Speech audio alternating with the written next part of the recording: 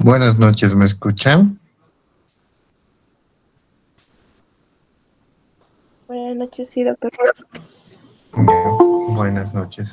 Bueno, vamos a empezar la teórica del día. Es una teórica cortita, ya puesto que este tema pues tiene bastantes connotaciones en relación especialmente al tema cardiológico, ya, pero también pues llevamos este tema de hipertensión pulmonar, tanto en cardiología, en la parte vascular y también en neumología por el hecho de que una de las causas que ahorita vamos a ver, una de las clasificaciones, va en relación también a estas especialidades. Ya en ese sentido, pues nos vamos a centrar un poquito más, obviamente, en la parte pulmonar de lo que es esta patología vascular como tal. Ya, entonces, empezando pues con el tema de la hipertensión pulmonar, pues vamos a hablar de que este es un trastorno hemodinámico y pues fisiopatológicamente se caracteriza por una elevación de la presión a nivel de la circulación pulmonar, ¿ya? Esta elevación de la presión pulmonar, pues se da por un aumento de la presión arterial pulmonar media a 25 miligramos de mercurio en reposo o mayor a 30 miligramos de mercurio en ejercicio. Esto ya pues desde 1973 ya se ha ido estudiando en Ginebra, donde se hicieron las primeras clasificaciones y los primeros criterios en relación a esto. Han debido escuchar alguna vez los criterios de Ginebra y va en relación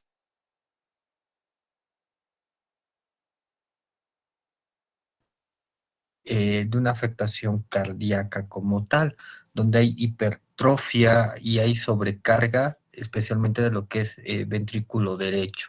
Pero como vamos a ver dentro de un momento, pues también hay esta sobrecarga en cavidades izquierdas, ¿ya? La hipertensión pulmonar como tal es una entidad clínica, vascular, cardiopulmonar, que tiene diferentes causas pues está presente en diferentes enfermedades, como les decía.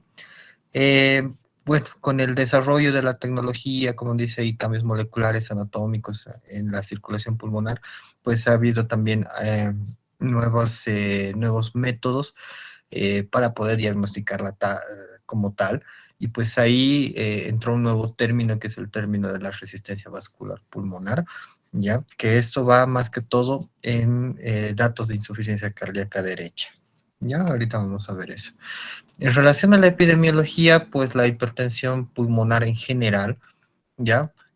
Pues lleva más o menos 2 muertes al año, más o menos, desde el diagnóstico en los pacientes. Tiene una incidencia 2 a 5 casos por cada millón de habitantes, lo cual está aumentando cada vez más.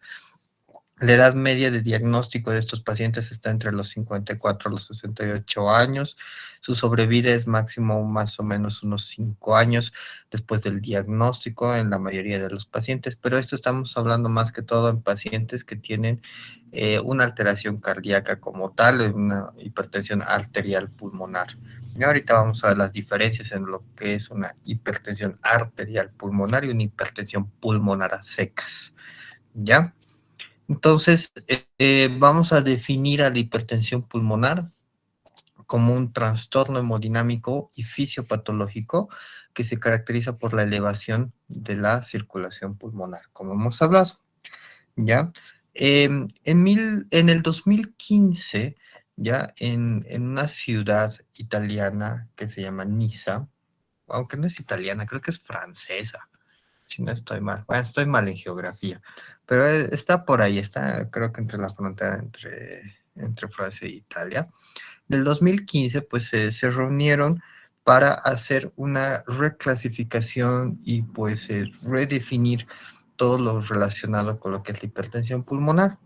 Y ahí se hicieron muchos criterios, se hizo una clasificación que les voy a mostrar dentro de un ratito, la cual con el tiempo, después de 3 añitos en el 2018, igual en Niza se volvieron a juntar, pues cambiaron la definición como tal a que les acabo de dar por una definición más hemodinámica en relación a la hipertensión pulmonar.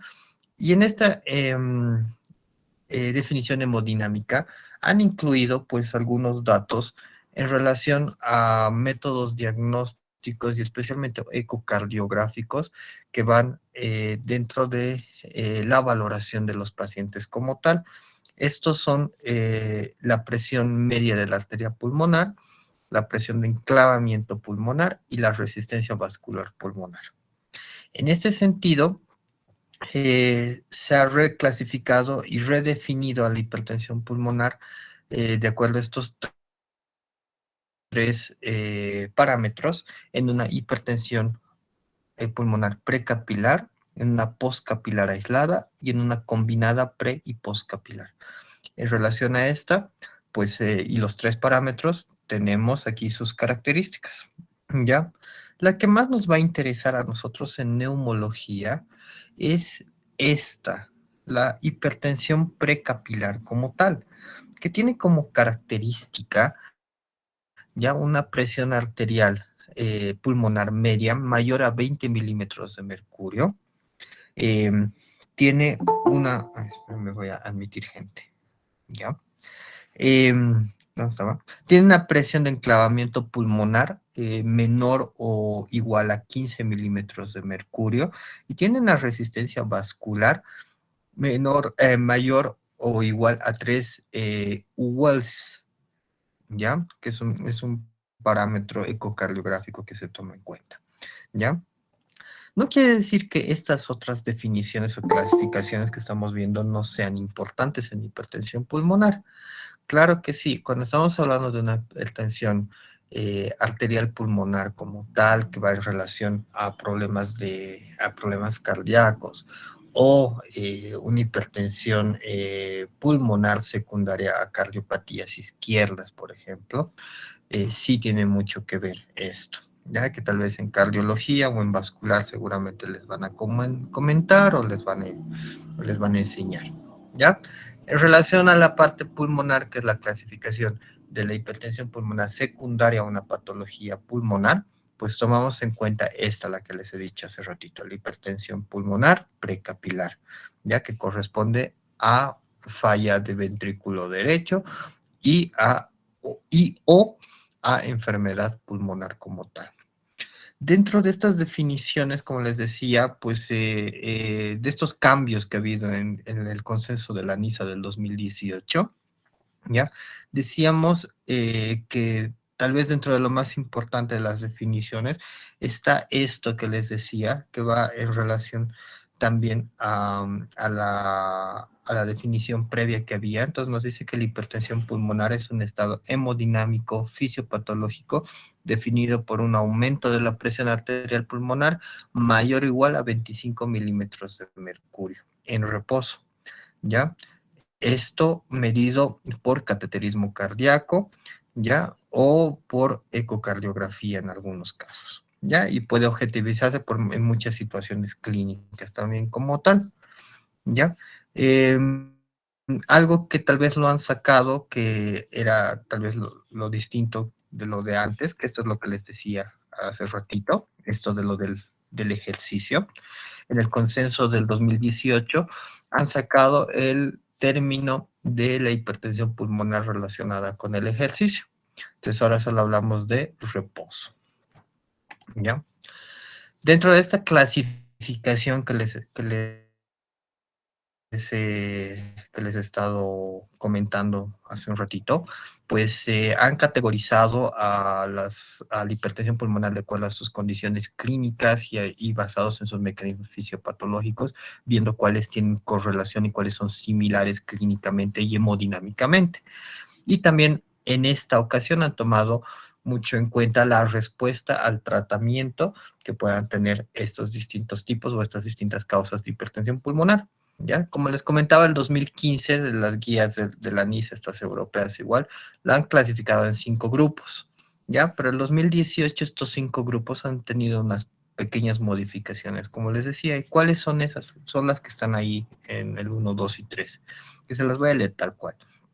Ya dice, identificar un grupo de pacientes con test de vasorreactividad positiva y respuesta a largo plazo al tratamiento con los antagonistas de calcio. Aquí es lo que les decía, que han tomado en cuenta la respuesta al tratamiento como tal. La 2 dice actualizar a los grupos de hipertensión arterial pulmonar inducida por fármacos, toxinas y en función a las nuevas evidencias. Y la 3, reclasificar al subgrupo de las enfermedades venoclusivas pulmonares, ¿ya? A las hemangiomatosis capilares y a la hipertensión pulmonar persistente del recién nacido. ¿Ya? Entonces estas últimas 3 las han aumentado, que antes no existían. En ese sentido, esta es la clasificación previa que había de la NISA del 2013 y la del 2015 que les decía de la Sociedad Europea, en la cual la clasificaba así en los 5 grupos. Si se dan cuenta, los porcentajes que están viendo ahí, ya el grupo 2 como tal, que es la hipertensión pulmonar debido a enfermedad cardíaca izquierda, es la que más prevalencia tiene a nivel mundial, con un 79%. ¿Ya? Entonces la causa cardíaca como tal, pues es la más prevalente en estos casos. ¿Ya? Y eso es lo que les decía. ¿Ya? El grupo 1, que es usualmente la hipertensión arterial pulmonar y hereditaria o genética, ya es a la que la vamos a llamar como tal hipertensión arterial pulmonar. Esa es la diferencia. Y las otras, si se dan cuenta, solamente son hipertensiones pulmonares, ¿ya? ¿Por qué? Porque estas, en cierto modo, están asociadas más que todo a factores de riesgo o, o a la causa genética o prácticamente son idiopáticas. Esa es la característica del arterial pulmonar. En cambio, las otras tienen ya un factor de riesgo ya predicho, por decirlo así, ¿ya? Pero en relación a eso, vamos a aprender la clasificación de la NISA, que es lo que tenemos que tener en cuenta ahora, que es lo que seguimos manteniendo hasta el momento, porque no se ha cambiado por ahora. ¿Ya? Entonces tenemos que el grupo 1 está formado por la hipertensión arterial pulmonar como tal, en la cual pues está ahí la hipertensión arterial pulmonar idiopática, está la hereditaria, está la inducida por fármacos y toxinas, que hemos dicho que esta, por ejemplo, es una nueva categoría que la han aumentado en este consenso. La asociada a enfermedades del tejido conectivo, al VIH, hipertensión portal, cardiopatías congénitas, esquistosomiasis, ¿ya? Hipertensión arterial pulmonar que tiene respuesta a largo plazo antagonistas del calcio, la arterial pulmonar que está con datos de enfermedad venoclusiva y la hipertensión pulmonar persistente del recién nacido. Si se dan cuenta, prácticamente todos los cambios que ha habido en este proceso de la NISA está en este grupo, de la hipertensión arterial pulmonar como tal, o grupo 1. El grupo 2 es el de la hipertensión pulmonar secundaria a cardiopatías izquierdas, perdón, y esta está debida a insuficiencia cardíaca con fracción de eyección de ventrículo izquierdo conservada o con fracción de eyección de ventrículo izquierdo reducida, a valvulopatías y a patologías vasculares congénitas o adquiridas con hipertensión pulmonar postcapilar. Y en este caso, el grupo que más nos incumbe en neumología es el grupo 3, que ese no ha cambiado como tal. Ya el grupo 3 es la hipertensión pulmonar secundaria, enfermedades pulmonares o hipoxia. ¿Ya? Y esta va en relación a pacientes que tienen de antecedente EPOC, enfermedades pulmonares restrictivas, enfermedades pulmonares con patrón mixto restrictivo y obstructivo, hipoxias sin enfermedad pulmonar y enfermedades pulmonares en desarrollo. ¿Ya? Entonces, en cierto modo, esa es la que nos incumbe más. El grupo 4, que también lo tomamos en cuenta nosotros, es la hipertensión pulmonar secundaria a tromboembolismos crónicos o a obstrucciones de las arterias pulmonares ya crónicas como tal. Ya, en este grupo tenemos a la hipertensión pulmonar tromboembólica crónica y a obstrucciones de las arterias pulmonares crónicas por causas venoclusivas o coágulos, o pueden ser embolias grasas, o sea, o cualquier otro tipo de embolias como tal. ¿Ya? Y el grupo 5 es la hipertensión pulmonar de mecanismo desconocido o multifactorial. Aquí entran las hipertensiones pulmonares en enfermedades hematológicas, en enfermedades sistémicas o metabólicas, o en enfermedades cardíacas congénitas complejas. Entran dentro de la clasificación del grupo 2, del grupo 1 o del grupo 2. ¿Ya? Si hablamos de la hipertensión arterial pulmonar, hemos visto que uno de sus factores es el factor genético. ¿Ya? Entonces, la parte genética, el 20 al 25% de los pacientes tienen diagnosticadas la hipertensión arterial pulmonar, idiopática o hereditaria como tal. Hay varios genes que están asociados, que son los que están viendo ahí en la tablita, que están asociados a esta parte genética como tal de causa de hipertensión pulmonar.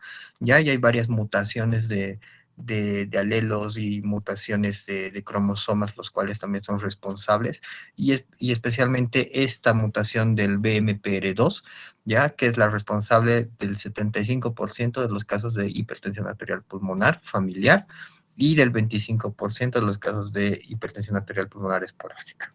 ¿Ya? Fisiopatológicamente, la hipertensión pulmonar se explica por estos fenómenos, un fenómeno de vasoconstricción, trombosis, inflamación y remodelación proliferativa que va a llevar a una obstrucción de la pared de la arteria pulmonar. En relación a estos mecanismos fisiopatológicos, hay tres vías fisiopatológicas. ¿Ya? Una es la sobreproducción de la endotelina 1.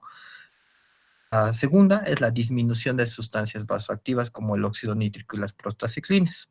¿Ya? Esas son las tres vías fisiopatológicas o fisiopatogénicas, las cuales van a llevar a un aumento del tono vascular y a un remodelado endovascular. 6, factor de necrosis tumoral alfa, angiopoietinas, serotoninas, ya que van a ayudar a que el vaso tenga un aumento de la endotelina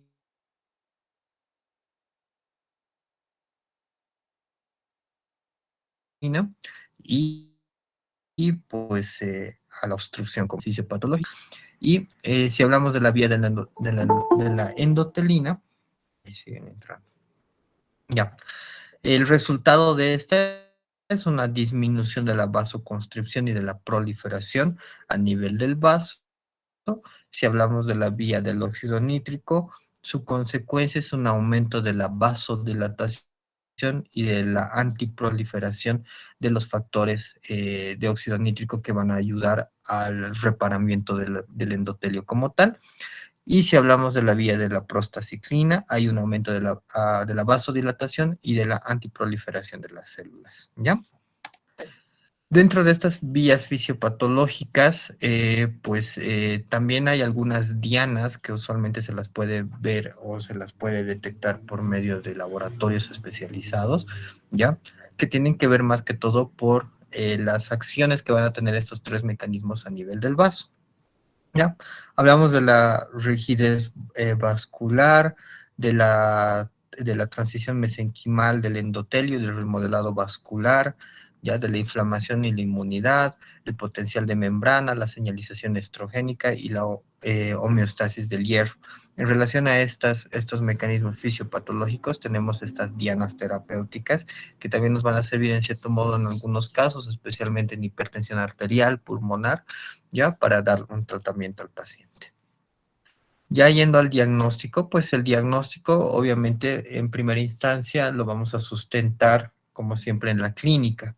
La clínica de la hipertensión pulmonar pues no es tan específica como tal. Como dice ahí, es una conjunción de síntomas y es el resultado de diferentes pruebas complementarias en las cuales vamos a ver la etiología y la gravedad. Ya si se han dado cuenta, pues por la clasificación que ya hemos dado, pues hay que ver mucho el tema de la etiología. ¿ya? Entonces, en relación a la etiología, la causa que está subyaciendo a esta enfermedad, pues vamos a dar un tratamiento como tal. Entonces, en primera instancia, lo primero que tenemos que hacer es la historia clínica, ver signos y síntomas, ver si hay algún hallazgo incidental durante el screening en relación a que si encontramos paciente con EPOC o paciente que ya tiene de base alguna cardiopatía isquémica, una cardiopatía izquierda, si el paciente es un paciente con tromboembolismo crónico, ¿ya? Entonces vamos a ver realmente eso. El segundo paso sería exámenes complementarios, hacer un electrocardiograma, una radiografía de tórax y especialmente una ecocardiografía. El tercer paso, podemos pedir laboratorios bioquímicos, perfil tiroideo, pruebas de función respiratoria, pruebas de ventilación, perfusión, angiotomografías, tomografías, ya en caso de que estemos sospechando de causa tromboembólica en estos casos, como hemos visto en la anterior clase. Ya, y si estamos sospechando de pacientes que tienen hipertensión pulmonar secundaria, enfermedades subyacentes, pues ver pruebas de VIH, anticuerpos, ver polisomnografía, hacer la caminata de los 6 minutos y todas estas cosas que vamos a disgregar ahorita. ¿Ya? En relación a los síntomas, como les decía, los síntomas pues son inespecíficos. Tal vez el síntoma más común y que el que nos lleva tal vez a hacer el descarte de esta enfermedad es la disnea. ¿Ya? La disnea usualmente es una disnea de esfuerzo que está acompañada con dolor torácico con síncope. ¿Ya? Entonces, si descartamos tal vez otra causa, tal vez un poco más común de disnea como tal, ya tenemos que ir pensando también en hipertensión pulmonar. ¿Ya? Otros síntomas que también están asociados son los síntomas de disfunción de ventrículo derecho, que van en el sentido de que el paciente puede llegar a tener edemas en miembros inferiores o ascitis. Ya en algunos casos, cuando estamos sospechando de enfermedades pulmonares venoclusivas, puede haber tos o hemoptisis, pero es muy raro realmente, y ver la asociación de otras patologías específicas, como hemos dicho, VIH, enfermedad del tejido conectivo, hipertensión portal, perdón, y ver los síntomas característicos de cada una de estas enfermedades. Entonces, la disnea usualmente es una disnea de medianos a pequeños esfuerzos en el 60% de los casos de los pacientes. Puede haber dolor torácico anterior o posterior, especialmente anterior. En caso de que haya desajustes de sobrecarga de ventrículo derecho, y en algunos casos, pues pacientes ya que están muy avanzados pueden debutar con síncope. Dentro de la exploración física, pues algo que desde 1956 más o menos, que justamente fue el doctor Chávez el que describió por primera vez la hipertensión pulmonar, pues puso al examen físico lo que es el complejo pulmonar de Chávez, que se van a dar cuenta que no tiene tan pulmonar como tal, pero pues se llama así. Ya es este complejo de Chávez nos sirve más que todo para poder diagnosticar hipertensión arterial pulmonar como tal. ¿Y qué nos dice? Que a la inspección nosotros vamos a ver levantamiento sistólico en el segundo espacio intercostal izquierdo, puede haber dilatación de la arteria pulmonar palpable, reforzamiento del segundo ruido cardíaco. A la percusión vamos a encontrar matidez mayor a 2.5 centímetros fuera del borde external izquierdo en región pulmonar cardíaca. Puede haber dilatación del tronco de la arteria pulmonar. A la auscultación, segundo ruido aumentado en foco pulmonar, o sea, R2 aumentado, y un cierre violento de la válvula pulmonar. Si se dan cuenta, pues prácticamente es sintomatología netamente cardíaca, ¿ya? Pero se llama complejo pulmonar de Chávez, ¿vale?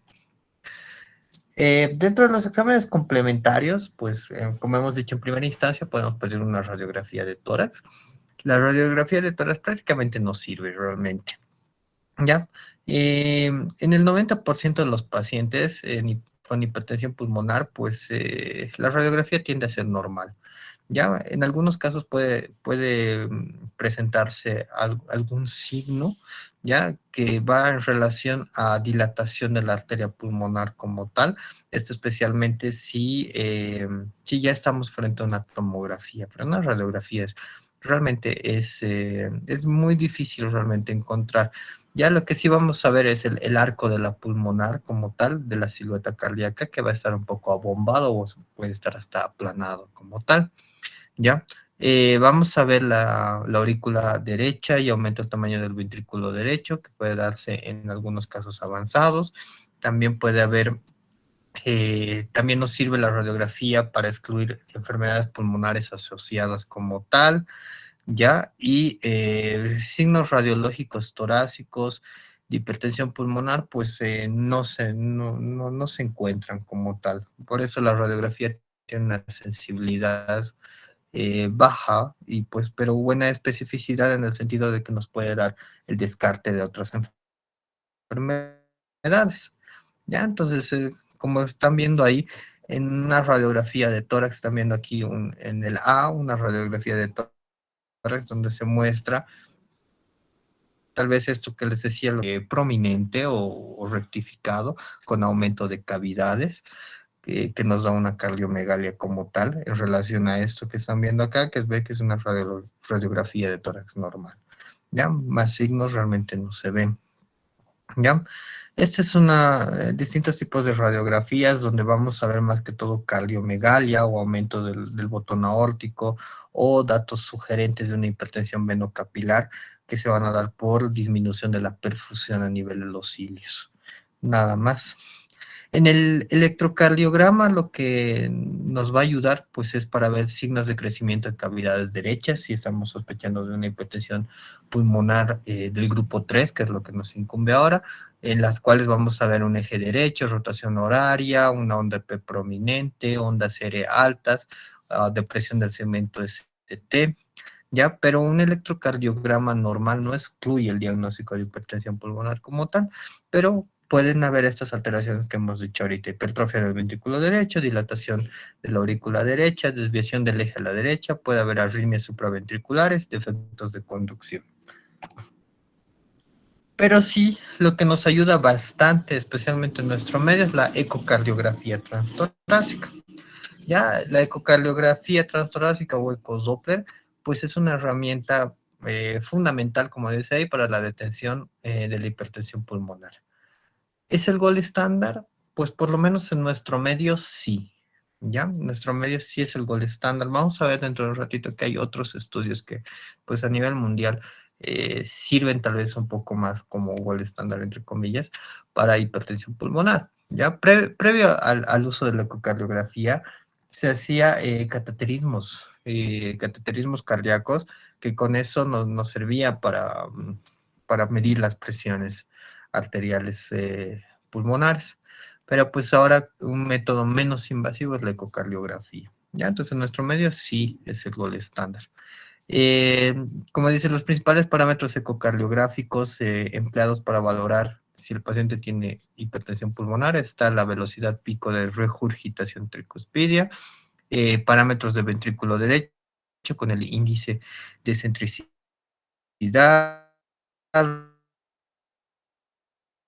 relación de la arteria pulmonar, que es la aceleración del tracto y la salida del ventrículo derecho, velocidad de regurgitación pulmonar en diástole precoz, ¿ya?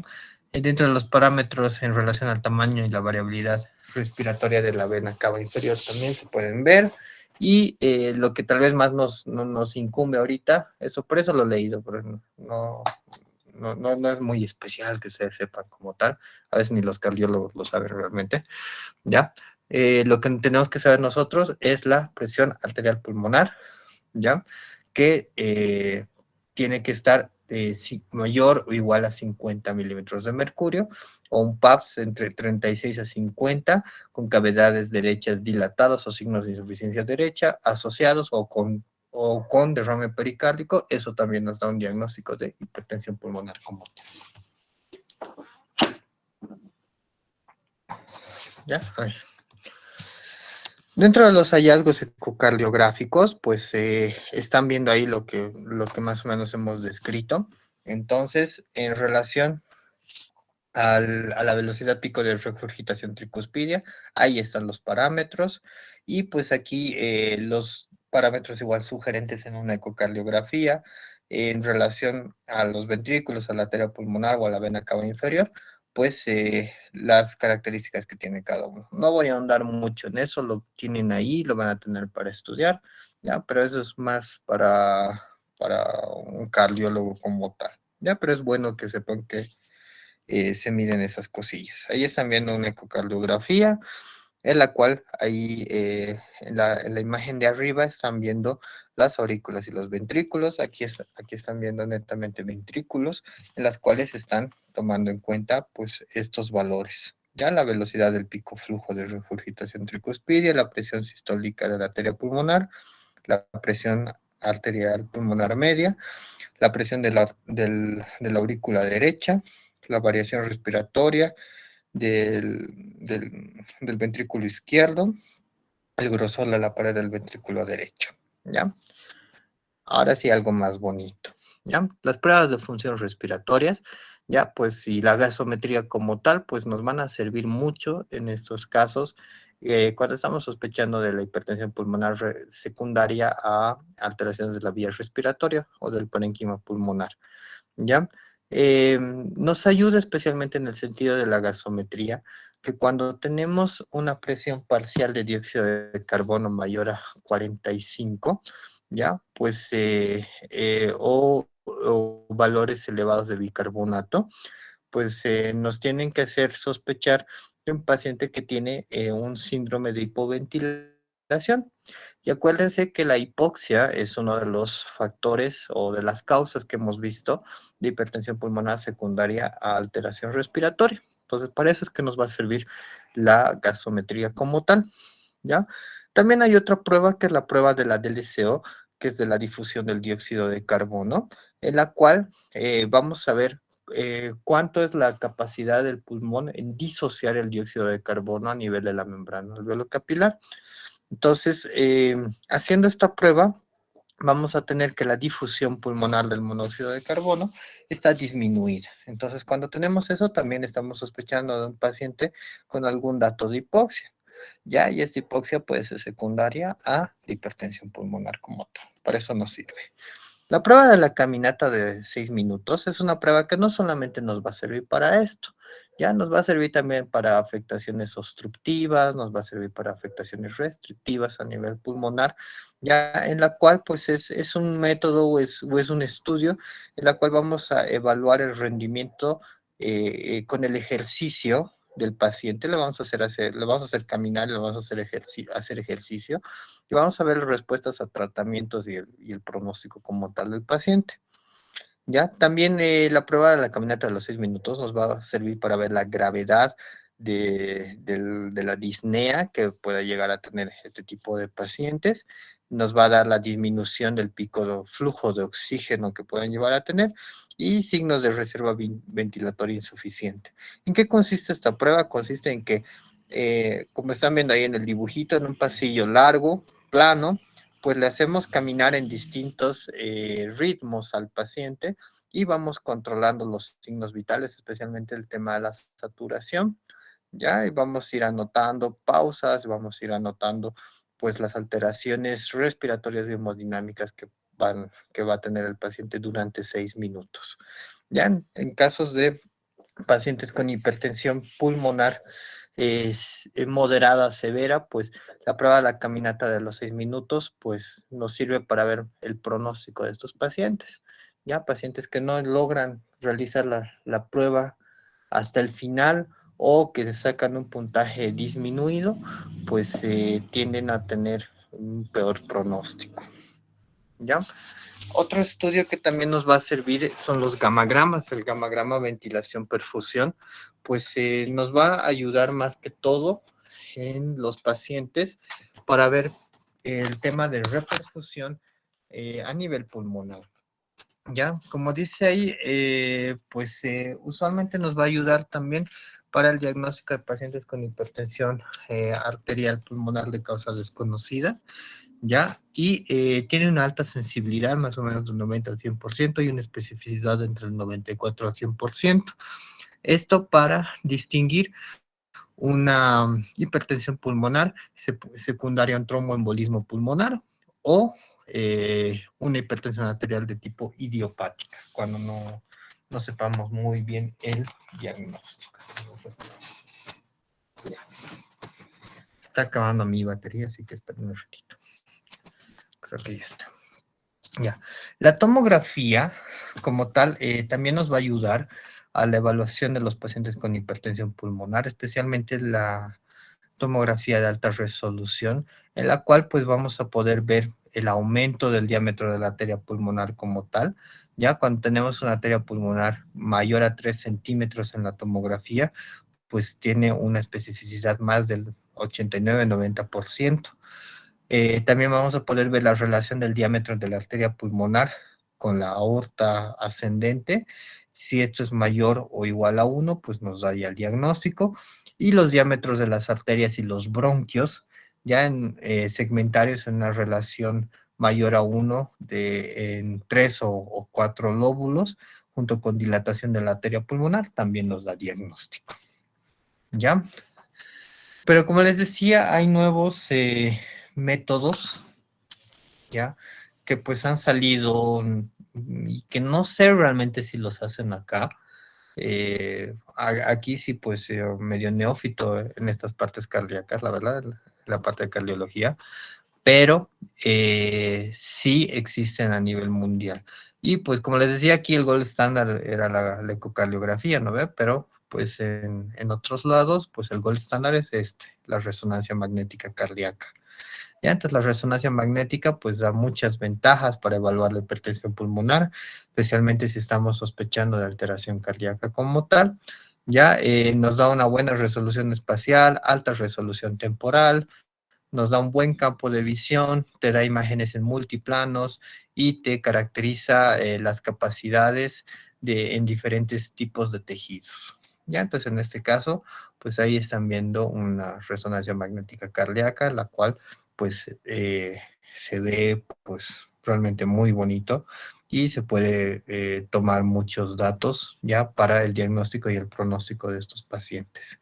¿Ya? Entonces, como les decía, es muy útil para el diagnóstico, tanto en etiología, la valoración hemodinámica, te da un chance para ver el pronóstico y el seguimiento de estos pacientes. Por esta razón, como les comentaba, es el gold estándar. ¿Ya? Entonces, nuestro medio, ojalá que lo hagan, pero por lo menos de lo poco que he podido ver, pues nosotros seguimos con ecocardiografía y seguimos pues diagnosticando pacientes con ecocardiografía. ¿Ya? Entonces, típicamente, ¿qué hallazgos vamos a encontrar en la resonancia magnética cardíaca?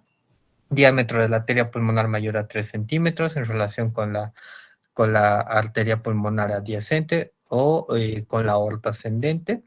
Presencia de hiperintensidad intraluminal e imágenes en secuencia de sangre negra por artefactos en flujo lento. Esto indica una alta probabilidad de presión arterial pulmonar media mayor a 70 milímetros de mercurio y resistencias vasculares elevadas. ¿Ya? Y cuando se hace, obviamente es con contraste, entonces las imágenes con contraste en fases codificadas por velocidad, hay una velocidad baja de la arteria pulmonar principal, ¿ya? Y flujo retrógrado temprano. Eso va a sugerir una hipertensión pulmonar como tal, ¿ya?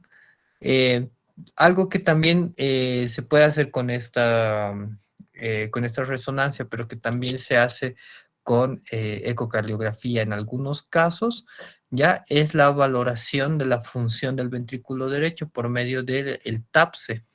Ya el TAPSE es el desplazamiento del plano anular tricúspide lateral entre diástole final y sístole final. Ya este TAPSE normal, su valor normal es mayor a 15 milímetros. Entonces, si tenemos un TAPSE menor a esto, pues estamos sospechando de hipertensión pulmonar como tal. ¿Ya?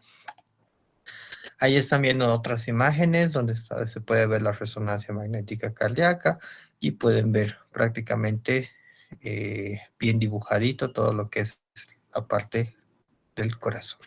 ¿Ya?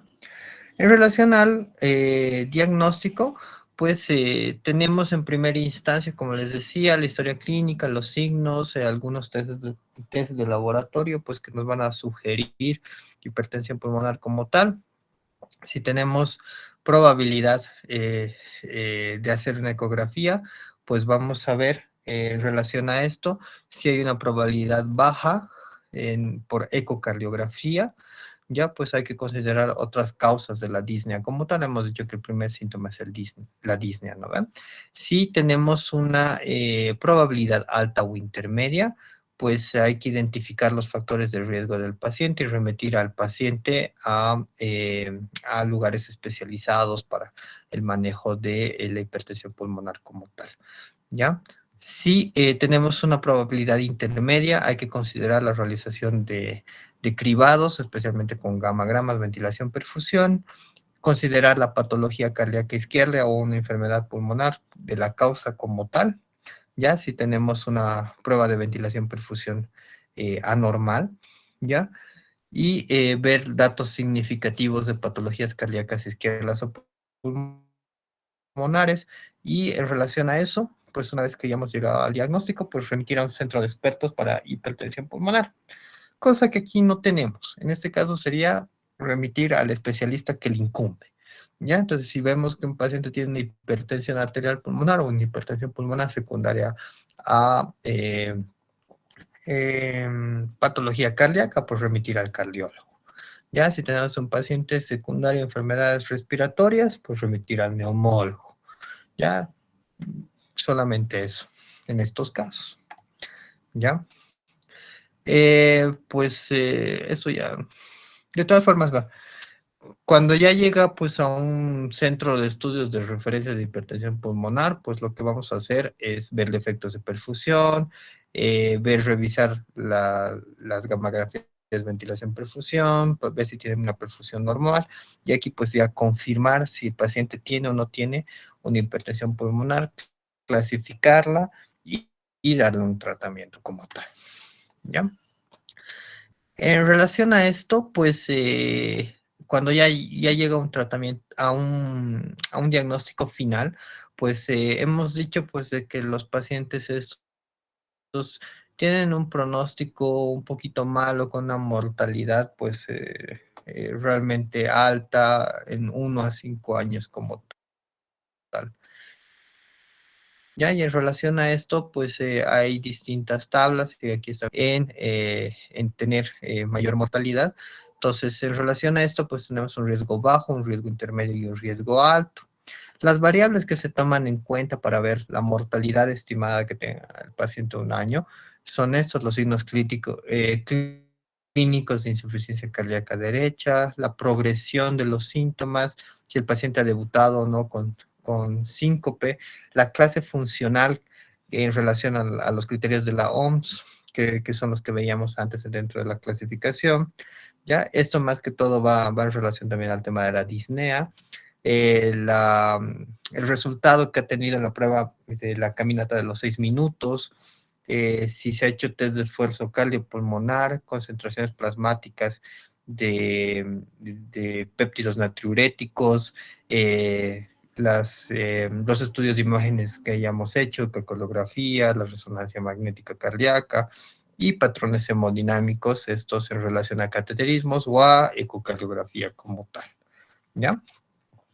El tratamiento, eh, pues el tratamiento en cierto modo es un tratamiento integral que va en relación más que todo al grupo al que pertenece el paciente y va en relación a la etiología, y pues el tratamiento puede ser un tratamiento médico, puede ser por procedimientos intervencionistas o puede ser por recomendaciones no farmacológicas. Cierto modo, pues los tres se van a conjuncionar siempre.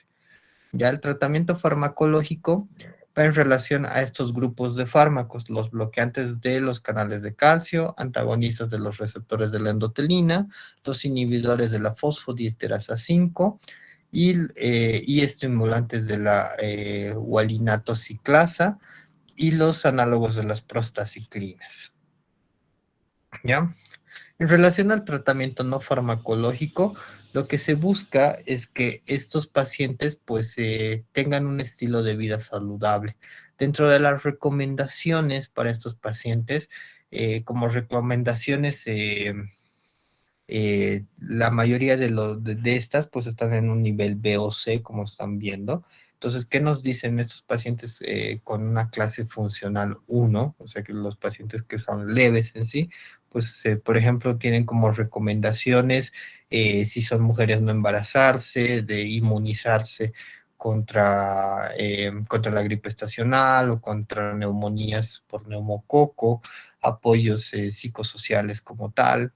Ya si estamos frente a un paciente con clase funcional 2A, ya, pues considerar más que todo entrenamientos físicos, administración de oxígeno en algunos casos, ya si hay mucho dolor, pues algún tipo de analgésicos o anestesias, ya, y en algún caso hasta cirugías selectivas, como dice. Si es el paciente en clase funcional 3, o sea, que el paciente grave como tal, lo que hemos visto hace ratito, ya, pues se recomienda, no se recomienda actividad física excesiva, ya, y pues tratar de evitar que el paciente se exacerbe como tal, ya.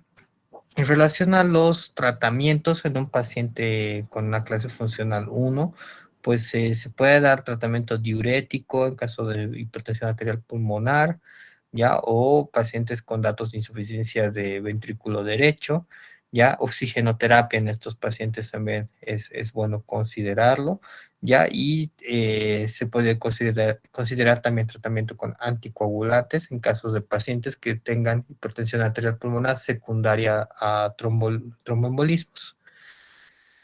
En caso de la clase funcional 3, pues lo que se recomienda son los inhibidores de la enzima de convertidora de angiotensina, antagonistas de receptores de la angiotensina 2, beta bloqueantes beta 2 adrenérgicos, ¿ya? Y evitar pues las comorbilidades como tal en estos pacientes, ¿ya?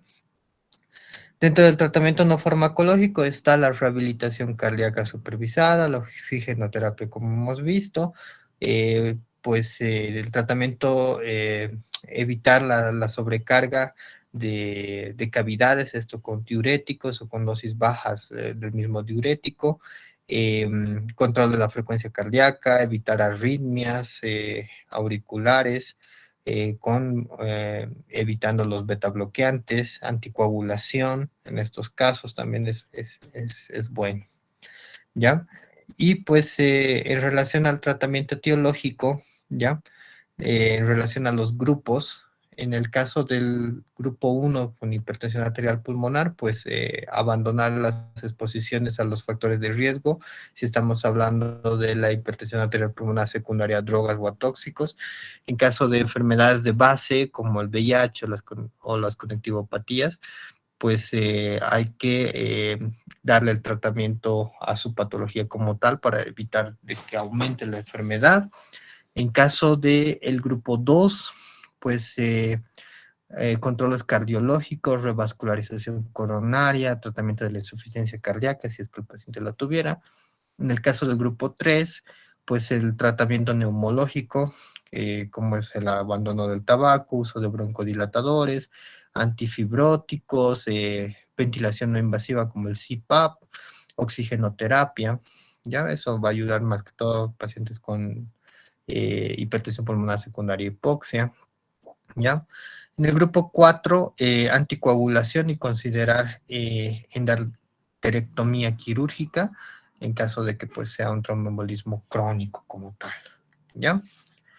Y el tratamiento avanzado va en relación a tratamientos quirúrgicos como tal, esto para evitar el deterioro más que todo de los pacientes en relación a su clase funcional y pues prevenir la mortalidad temprana. Hemos visto que esos pacientes pues tienen bastante grado de mal pronóstico a corto plazo.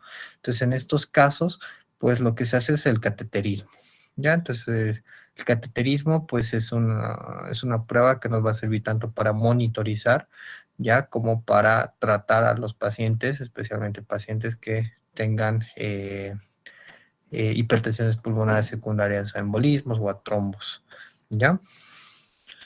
Pues en este sentido, ya, cuando hacemos cateterismo tenemos un test positivo y un test negativo, ya, en la administración de medicamentos como tal. El test positivo son pacientes que son candidatos a recibir calcio antagonistas como el nifedipino o el diltiazem, ya, y el test negativo son pacientes que el tratamiento se elige en relación a la clase funcional.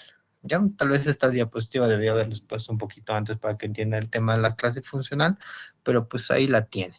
Ya, entonces las clases funcionales en relación a la hipertensión pulmonar son estas cuatro. ¿Ya? La clase funcional uno es cuando el paciente tiene síntomas que no limitan su actividad física y pues el paciente está tranquilo, ¿ya? No tiene disconfort, como dice ahí. La clase funcional 2 es cuando hay una limitación leve de la actividad física cotidiana produce un poco de síntomas. La clase funcional 3 es cuando hay limitación marcada de la actividad física, aparecen síntomas con mínimas actividades. Y la clase funcional 4 pues es cuando hay incapacidad de realizar actividades físicas y pues a veces los síntomas aparecen cuando el paciente está en reposo y estos síntomas se pueden ir exacerbando con cualquier tipo de actividades. ¿Ya?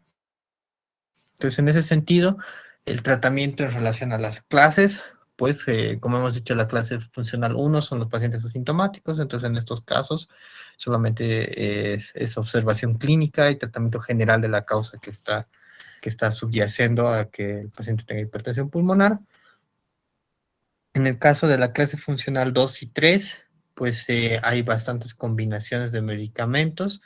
La primera línea de combinación tal vez es esta, que es el ambricetan con el tadalafilo, ¿ya? Pero también se pueden dar antagonistas de la endotelina, ¿ya? Inhibidores de la fosfodiesterasa 5, estimulantes de la glutina tosiclasa, antagonistas de los receptores de la prostaciclina y antagonistas de prostaciclines, ¿ya? La clase funcional 4, lo que se recomienda es perfusión continua con análogos de la prostaciclina y terapias de mantenimiento con colocaciones de stents o de puentes por.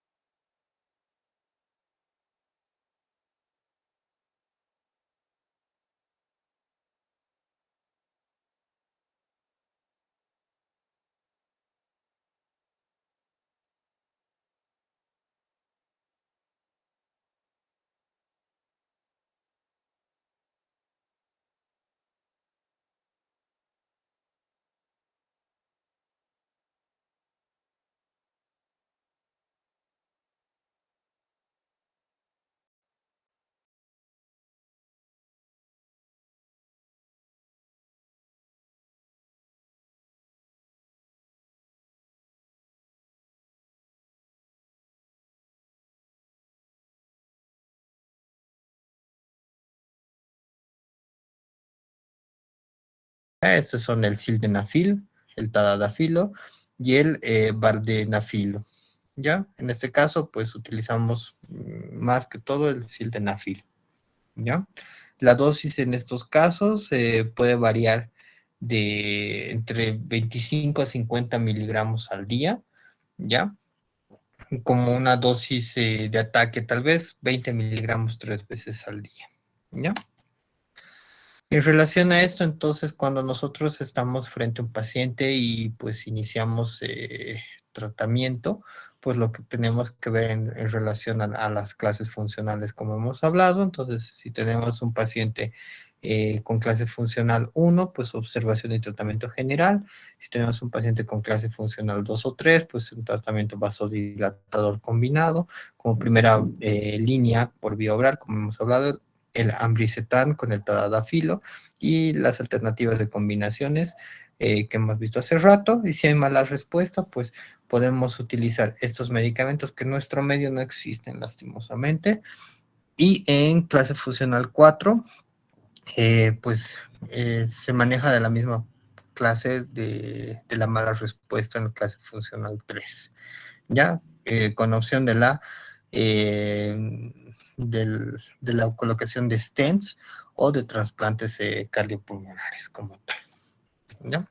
Entonces, como les he dicho, es un tema un poquito más tirado para la cardiología como tal, ¿ya? Pero pues han visto de que algunas cosillas pues son importantes, ¿ya? Entonces, espero que hayan entendido un poquillo todo esto. La próxima semana, como no, más bien al revés, como es la semana de medicina, me han pedido de que no haya nada, además que pues van a tener libres ¿cómo se dice? Por comunicado, por instructivo, algo así, ¿no? Por instructivo, pues no vamos a tener clase, ¿ya? Y la anterior tampoco hemos tenido clase porque tenían parcial, no sé qué cosas, ¿ya? Entonces, con esto les voy a deber 2 temas, ¿ya? De todas formas, voy a tratar de que la subsiguiente semana podamos abarcar los 2 temas que nos faltan, ¿ya? El tema de cáncer que está... ay, hoy día estoy bien disléxico, ya realmente no me entiendo. El tema de cáncer que está creo que para dos semanas, lo voy a juntar solamente en una, ¿ya? Y les voy a dar el tema de corrido, ¿ya? Igual el tema de POC, que todavía les estoy debiendo, ¿ya? Y con eso pues ya acabaríamos los temas que me corresponde a mí y solamente faltarían los últimos 2 temas que les va a dar la doctora Cuevas. Entonces, de cierto modo, faltan 4 temitas para acabar todo el material o todo el temario que tenemos de este año, ¿ya? Entonces, todavía nos faltecito, vamos a coordinar con su representante para poder ver qué fechas, tal vez tengamos que reponer otro día que no sea jueves, ya para poder darles los temitas que nos faltan, ¿ya? Entonces, con eso terminamos la teórica de hoy, que tengan muy buenas noches, ¿ya? Y pues creo que mañana tienen examen, o era un día, no creo que era ayer. Ah, no, el sábado tienen traumato, pero que les vaya bien. ¿Ya? Buenas noches. Chao. Gracias, doctor. Hasta luego. Buenas noches. Gracias, doctor. Buenas noches.